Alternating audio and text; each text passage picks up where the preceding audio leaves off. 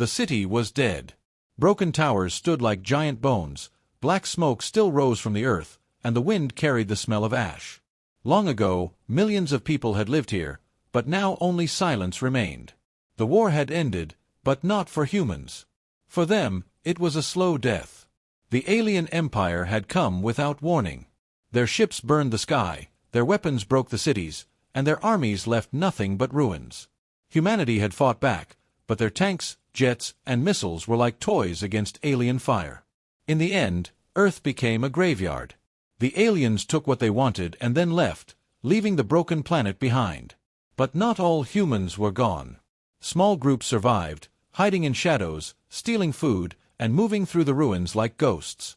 Among them was a man named Captain Elias Ward. Once a soldier, now just a survivor. He and his small team of scavengers searched the destroyed cities for anything that could keep them alive: fuel, tools, or old tech. One cold evening, the group entered the heart of the ruined capital. The air was still, too still. Even the birds were gone. Elias walked in front, his rifle hanging across his chest, though he knew it would not stop alien weapons.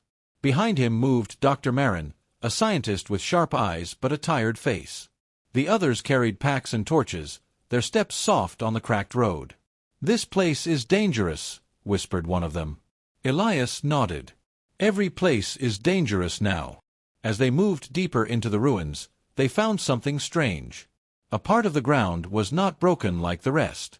It was smooth, shining faintly under the dust, almost like metal. Dr. Marin knelt, brushed the dust away, and froze. "This is not human work," she whispered. Elias frowned. "Alien?" "Yes. But not like the weapons they used on us. This is older."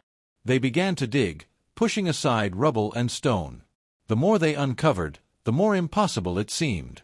Beneath the city lay a massive shape, larger than any building. It was hidden under layers of earth, as if buried on purpose. The surface was black metal, cold and perfect, untouched by time. After hours of digging, they saw markings on the metal, alien symbols glowing faintly, as if alive. None of them could read it, but all felt the same shiver of fear. "Whatever this is," Elias said, "it should not be here." But Dr. Marin's eyes burned with something else, not fear, but hope. "It's a ship," she whispered. "An alien warship. They left it behind." The team fell silent. A warship? Here? Buried under their feet all this time? It sounded like madness, yet the truth was in front of them. Elias stood, looking at the dark city around them. "If this is real, if we can wake it," his voice grew harder, "then maybe humanity is not finished yet." They returned the next night with more people, bringing lights, cables, and machines scavenged from the ruins. For days, they worked in silence, cutting through stone, opening tunnels, and digging deeper. Soon they entered the beast itself. Inside, the air was cold and heavy, as if it had been sleeping for centuries. The corridors were tall and curved, made of black steel that swallowed their torchlight. Strange lights flickered on the walls, glowing weakly like dying stars. The sound of their footsteps echoed forever. "This place is alive," whispered one scavenger, fear shaking his voice. Elias silenced him. "Stay sharp. Watch for traps." But there were no traps. The ship had been left behind, abandoned but not broken. Every room they entered was filled with alien machines, their shapes unknown to human eyes. Tall chairs like thrones, screens that glowed with shifting symbols, and weapons so large they looked like towers. Dr. Marin touched one of the glowing panels. At once, the ship answered. A low hum filled the corridors, like a giant breathing in its sleep. Lights brightened across the walls, and the floor shook as if the heart of the ship had started beating again. The scavengers stumbled back, terrified. "What did you do?" Elias shouted. I only touched it," Marin cried. The hum grew louder. From deep inside, a voice whispered through the halls. Not a human voice, not even an alien's. It was mechanical, cold, yet alive. "Who commands me?" The words echoed again and again, bouncing off the walls, filling the dark ship. The humans stood frozen, their hearts pounding. None of them answered. "Who commands me?" The ship's voice seemed to wait, hungry for a reply. Elias stepped forward, though his chest felt heavy with fear. His people looked at him, waiting, hoping. He raised his head. "We do," he said, his voice firm. "Humans." The ship fell silent. Then the hum changed, deeper, stronger. Lights flashed across the walls like lightning. Machines roared to life, and the floor shook as if the whole city above might crumble. The warship was waking. The scavengers looked at each other with wide eyes. Dr. Marin whispered, "We found it. Humanity's chance." But in Elias's heart, a shadow of doubt grew. If this ship was so powerful, why did the aliens leave it here? Was it forgotten, or was it meant to be found? The silence outside the ruins grew heavier, as if the world itself was waiting. The humans had touched something far greater than they understood. And deep in the cold steel of the warship, the voice whispered once more, soft, almost like a warning. "The final vengeance awaits." The ship was alive. Its hum never stopped now. Every night the tunnels shook with a slow rhythm, as if the buried giant was breathing. Strange lights ran across the walls, and whispers of alien code filled the air like soft thunder. The humans who had discovered it no longer felt safe, yet they could not stay away. Captain Elias Ward led his team back inside each day. They carried lanterns, tools, and food, but also fear. Even the bravest among them felt the weight of something too big for human hands. Still, Elias pushed forward. He knew this warship might be the only hope left for Earth.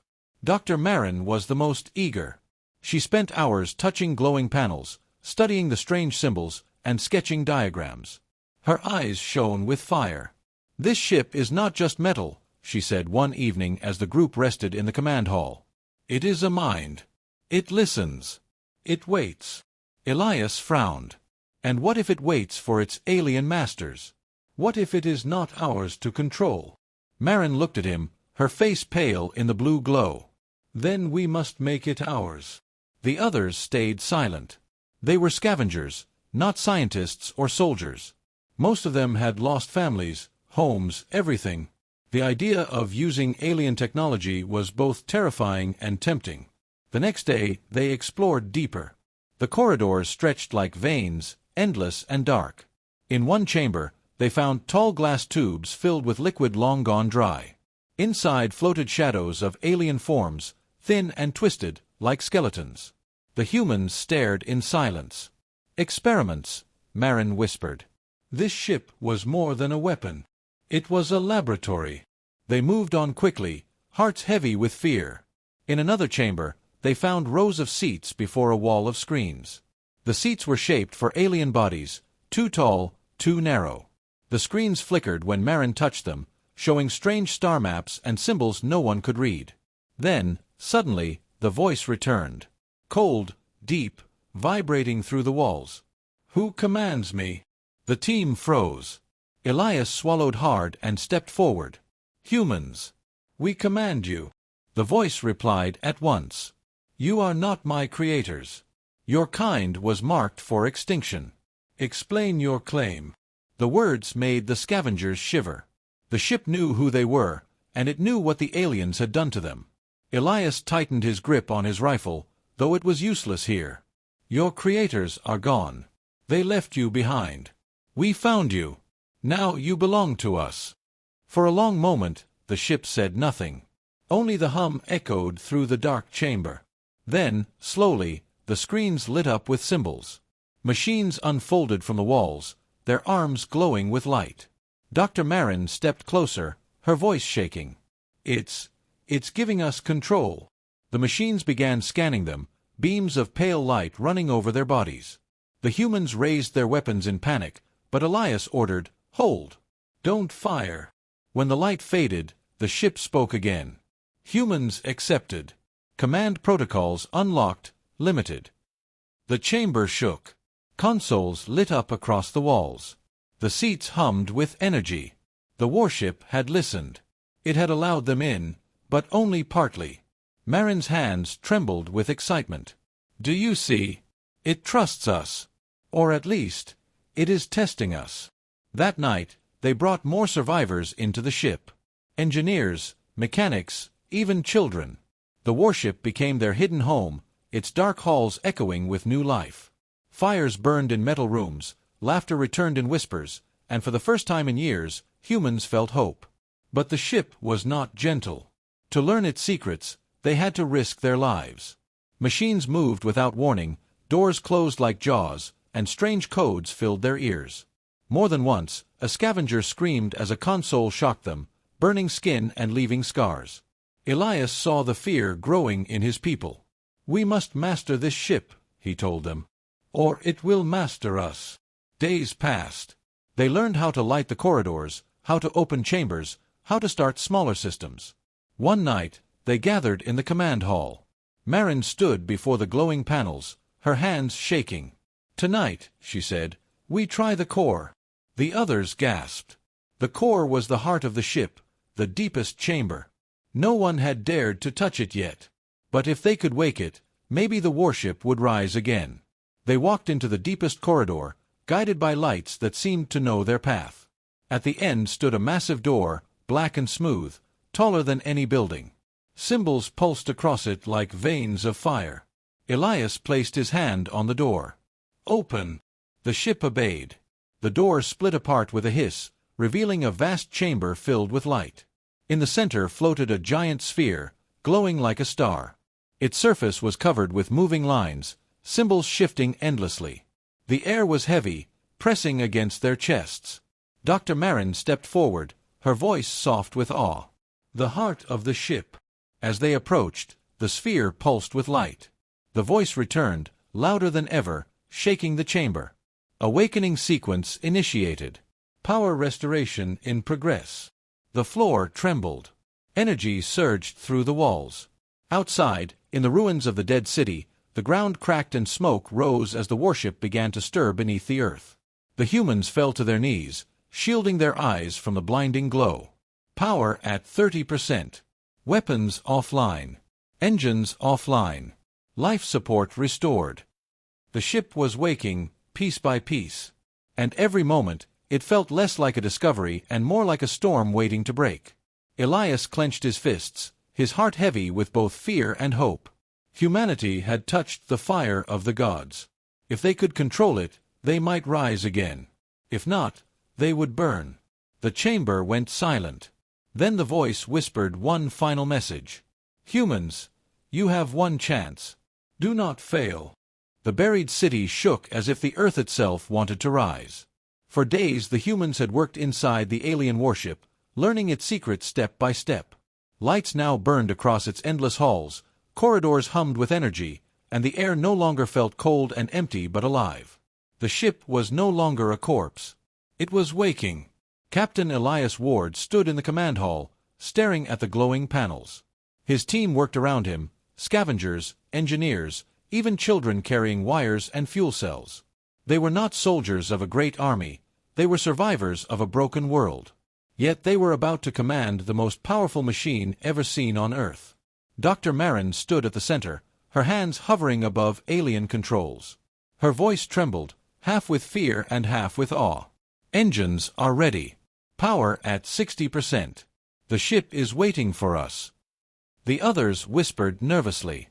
Could they really make this thing fly? Could humans sit in an alien throne and command a warship that had once destroyed worlds? Elias lifted his voice. "Everyone listen. If this ship rises, the aliens will notice. We must be ready." He looked around at their tired, hungry faces. "This is our only chance. If we succeed, humanity has hope. If we fail, then we join the dead." Silence filled the hall. Then, slowly, one by one, the survivors nodded. Dr. Marin pressed her hands against the panel. The ship reacted at once. The voice thundered through the walls, cold and powerful. Flight sequence initiated. Prepare for lift. The ground rumbled. Dust fell from the ceiling of the buried tunnels. Above them, whole towers collapsed as the earth cracked open. The warship was tearing itself free from the prison of stone. "Hold on!" Elias shouted. The survivors clung to railings and walls as the floor shook violently. A roar like thunder filled the air. Outside, in the ruins of the city, the ground split apart. From the depths of the earth, something massive began to rise. For the first time in human history, an alien warship lifted under human command. Its black metal hull pushed aside rubble, fire bursting from its sides. The ruined capital trembled as the ship rose higher and higher, breaking through clouds of dust. The scavengers inside screamed and cheered at once. Some cried, others laughed wildly. They were flying, truly flying. Dr. Marin's eyes filled with tears. "We did it. We actually did it." But Elias's face stayed hard. He knew this was only the beginning. Far above the clouds, the warship hovered like a black mountain in the sky. Its engines glowed with pale fire, its vast shape casting a shadow over the ruined land. For the first time since the invasion, humans looked up and felt power instead of fear. Survivors hiding in other cities saw the giant rising and whispered in disbelief.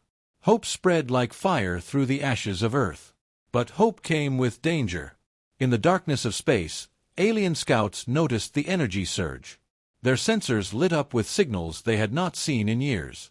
The lost warship, their warship, had awakened. And worse, it was not in their hands. Within hours, sleek alien patrol ships entered Earth's orbit.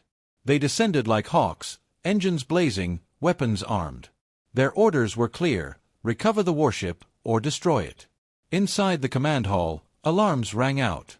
The ship's voice announced, hostile forces approaching.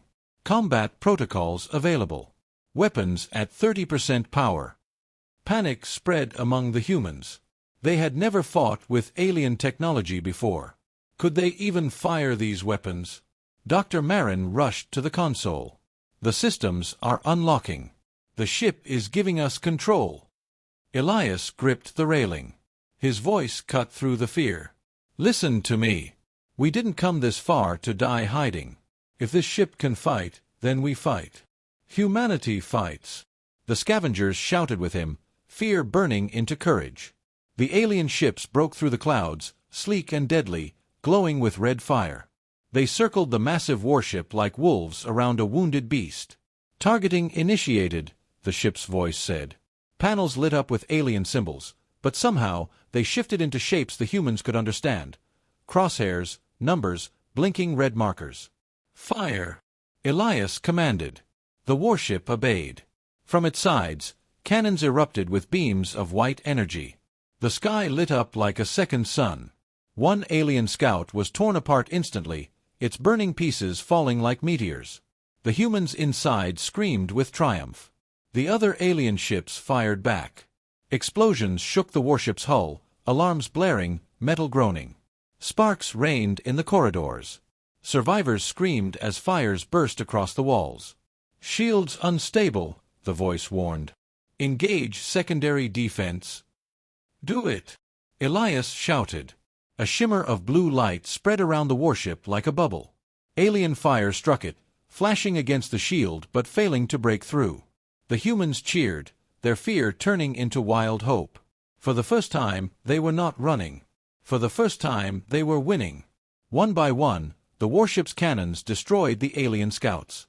The last ship tried to flee into the clouds, but the warship's weapon tracked it and fired. A flash of light, and the alien vessel was gone. Silence followed. The sky was clear again. The warship hovered alone, smoking but alive. Inside, the humans fell to their knees, laughing, crying, hugging. They had done the impossible. They had destroyed the hunters with their own weapon. But Elias stood still, staring out at the burning sky. He knew this victory was not hidden. The aliens would see it. They would know. And they would come. Dr. Marin walked to him, her face pale but glowing. "Do you understand what this means? Humanity is not finished. We can fight back. We can rise." Elias's eyes stayed hard. "Yes. But the aliens will not forgive this. They will come with fire and fury. And now we are a target." High above, the warship's voice whispered like a warning. "First blood has been spilled. The enemy knows. Prepare for war." The alien warship floated above the ruined Earth like a black mountain in the sky. Smoke still rose from the battlefield below, where the wreckage of alien scouts burned among the ruins. For the first time in years, humans had won. But victory came with a heavy shadow. Inside the command hall, Captain Elias Ward stood silent, staring at the glowing panels. Around him, survivors celebrated, hugging, crying, and laughing. But his face stayed grim. He knew this was only the beginning. Dr. Marin broke through the crowd, her eyes shining. "We did it, Elias. We fought them, and we won. Don't you see what this means?" Elias nodded slowly. "It means the aliens know where we are. And now they'll come with more." The room fell quiet. The joy of victory faded as fear returned. They had woken a giant, but had they also lit a signal fire for the enemy? That night, as the others rested in the lower chambers, Elias and Marin stayed in the command hall, studying the ship. Strange star maps glowed across the walls, shifting symbols running like rivers of light. "This ship is more than a weapon," Marin whispered. "It has memories. It knows things. We just need to make it speak." As if hearing her, the ship's voice filled the hall.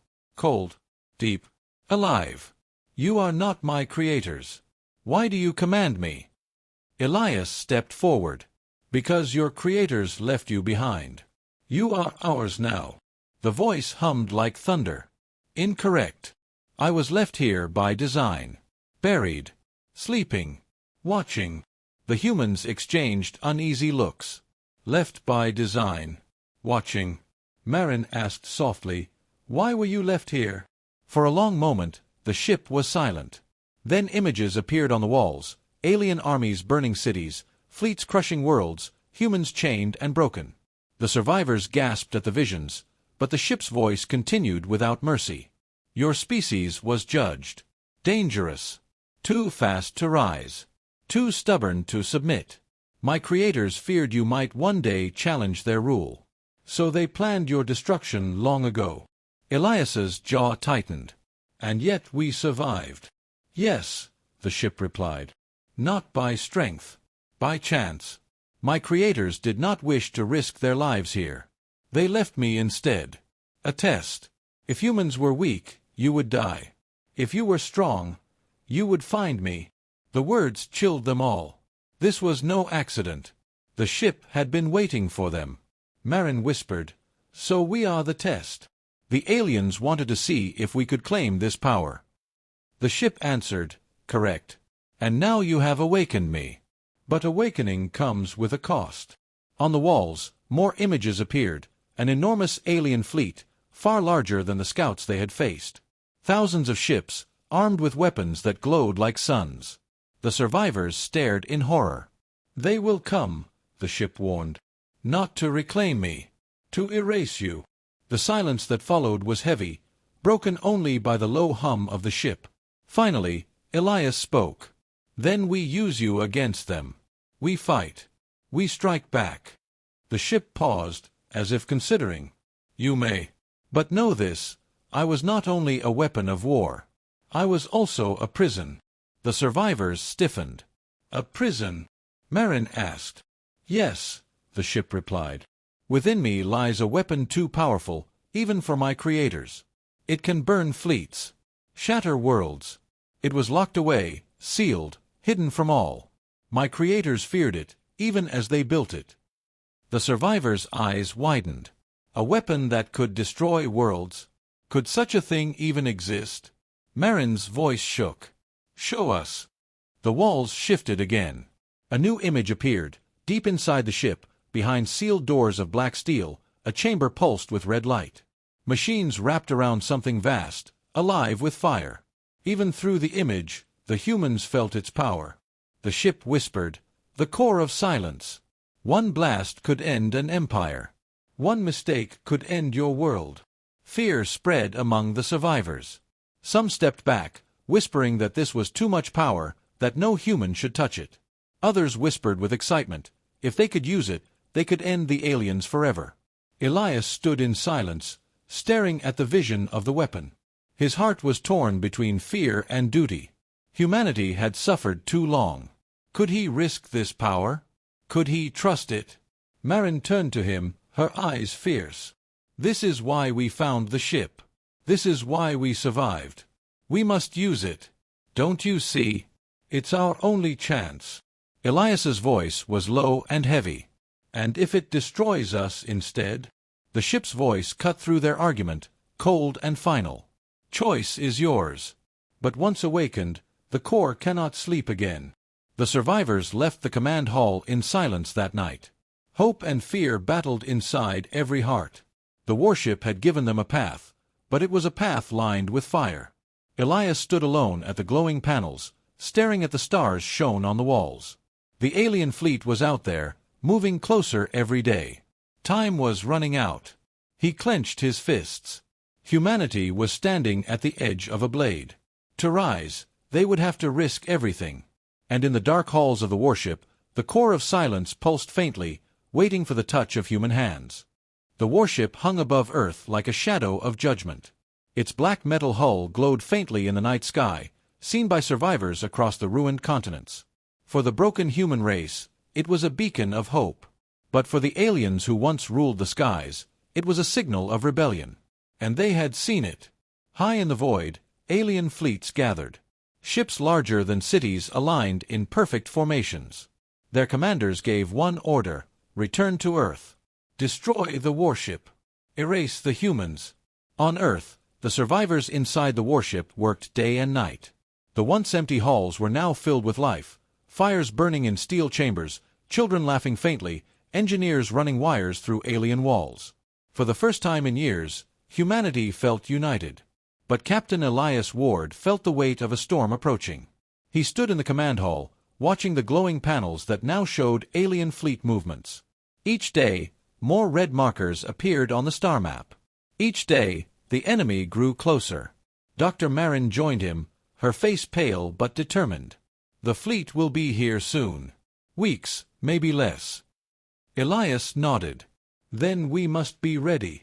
They had no choice. The warship had given them weapons, shields, engines, but it was still wounded, still learning to trust its human masters. And the core of silence, the terrible weapon locked deep inside, pulsed with temptation like a demon waiting to be unleashed. Marin's voice was low.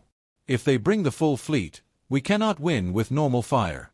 We will need the core. Elias turned to her sharply. And if the core destroys us along with them, then we finish their work ourselves. The argument hung heavy in the air. Neither spoke again. The first sign of the alien response came one cold dawn. Sensors screamed across the warship's panels. The ship's voice echoed. Enemy fleet detected. 6 vessels entering orbit. Alarms rang. Survivors rushed to the upper chambers, some carrying weapons, others carrying fear. Through the great viewing screen, they saw them, sleek alien destroyers cutting through the sky like knives of fire. Shields at 80%, the ship's voice announced. Weapons ready. Elias gripped the railing. All stations. Prepare to fight. The alien destroyers opened fire. Beams of red light sliced through the clouds, striking the warship's shields. The sky burned. The warship shuddered but held. Inside, survivors clung to the walls, praying it would not fall. Return fire. Elias roared. The warship's cannons awoke, spitting white fire into the heavens. One alien destroyer exploded in a blaze of light, its remains falling into the sea. Cheers erupted among the humans. But the enemy was not broken. 5 destroyers circled fast, striking the warship with merciless speed. The shields flickered. Panels burst in sparks. Fires spread through the lower decks. Dr. Marin screamed over the alarms. The shields won't hold. We need more power. The ship's voice boomed. Secondary reactors offline. Core of silence available. The words chilled every human in the hall. The core. Again, the choice stood before them. Not yet, Elias growled. We fight without it. He ordered full fire. The warship unleashed everything it had: missiles, cannons, beams of pure light. The sky became a storm. One by one, the alien destroyers fell, crashing into oceans and mountains. At last, only silence remained. The warship hovered, smoking, scarred but victorious. The humans erupted in cheers, hugging, crying. Against impossible odds, they had survived another battle. But Elias's face stayed grim. He knew this was only the beginning. The ship's voice confirmed his fears. Enemy fleet escalation detected. Hundreds of vessels inbound. Time to arrival, 12 days. The cheers faded into silence. Fear returned. Hundreds of ships. How could they face such power? That night, the survivors gathered in the command hall. The glow of alien panels lit their weary faces. Some shouted for retreat. Some shouted for the core. The hall became a storm of voices. One old engineer rose, his voice breaking. "We are only a few thousand left. We cannot fight an empire. If this core can end them, then use it." Others cried out in fear. "What if it ends us instead?" Dr. Marin stepped forward, her voice sharp as a blade. "We cannot fear it. The core is our only chance. If we use it, we can strike their fleet, maybe even their homeworld. If we don't, we die like rats in ruins." The survivors looked to Elias. He stood tall, his eyes hard. "The core is a monster. But maybe it is our monster now. We prepare. If the fleet comes, we unleash it." The hall fell into silence. The decision was made. Days passed. The warship was repaired as best as humans could manage. Survivors trained, studied, and learned to control alien systems. Children carried tools. Women and men worked side by side. Humanity had no armies, but they had one ship, one heart, and one last hope. As the 12th day neared, the sky grew heavy. Sensors screamed. Red markers filled the star map. The alien fleet had arrived. From Earth's surface, survivors hiding in ruins saw the sky blaze with fire. Hundreds of alien ships filled the heavens, their lights burning like stars. In the command hall, Elias gave the order. "Shields up. All weapons ready. This is it." Dr. Marin's hand hovered over the core controls, her face pale but steady. "Say the word, Captain." Elias looked around at his people, hungry, tired, broken, yet unbowed. He raised his voice so all could hear. "This is our world. This is our fight. Today, humanity answers." The warship roared to life. Engines blazed, weapons lit the sky, and deep inside, the core of silence pulsed, waiting to be unleashed. The battle for Earth had begun. The sky above Earth was no longer blue. It burned red with the light of the alien fleet. Hundreds of enemy ships filled the heavens, their shadows stretching across the oceans and ruined cities. For the survivors, it felt like the end of days. But high above them, humanity's stolen warship floated like a black titan, shields glowing, weapons ready. It was scarred from battles, yet unbroken. Inside its steel heart, the last of humanity prepared for the greatest fight of their lives. Captain Elias Ward stood in the command hall, staring at the vast star map glowing before him. Red markers covered it like drops of blood. Each marker was an alien vessel. The fleet stretched across the sky. Dr. Marin's voice was steady, though her hands shook. "We cannot win this battle here, Elias. Even with the core, even with every weapon, we'll be crushed." Elias turned to her. "Then where do we fight them?" She pointed at the star map. "At the source. Their homeworld. If we strike there, if we burn the heart of their empire, we break them. We must go into the fire itself." The words sent fear through the hall. To leave Earth, to take the war to the alien homeworld, it sounded like madness. But deep inside, every survivor knew it was the only chance. The warship's voice echoed across the chamber, cold and calm. "Jump drive operational. Distance, 3 days through the void. Warning, survival probability low." Elias's face hardened. "Low or not, we go." The next dawn, the warship rose higher, breaking free of Earth's atmosphere. Survivors gathered at viewing screens, watching their ruined planet grow smaller below them. For years, they had only seen the sky filled with smoke and fire.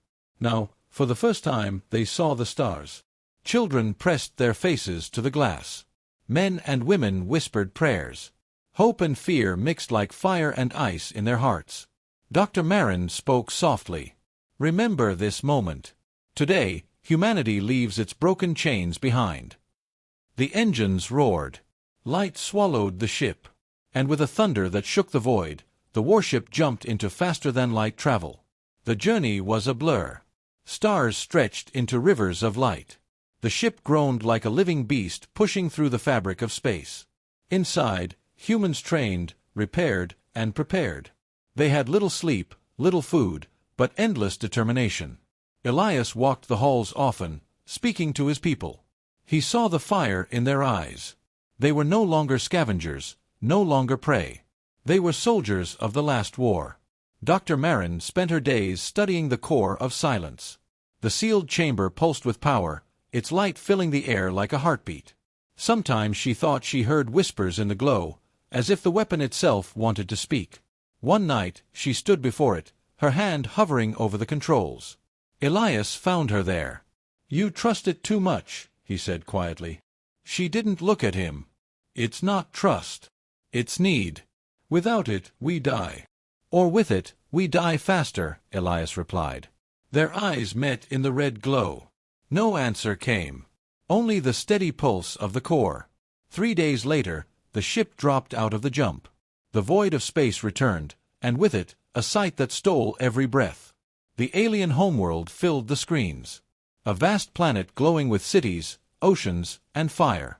Above it, an endless fleet floated, thousands of warships, larger and deadlier than anything humanity had ever seen. It was the heart of the Empire, and it was awake. Gasps and cries filled the command hall. Some survivors fell to their knees. Others gripped their weapons tighter.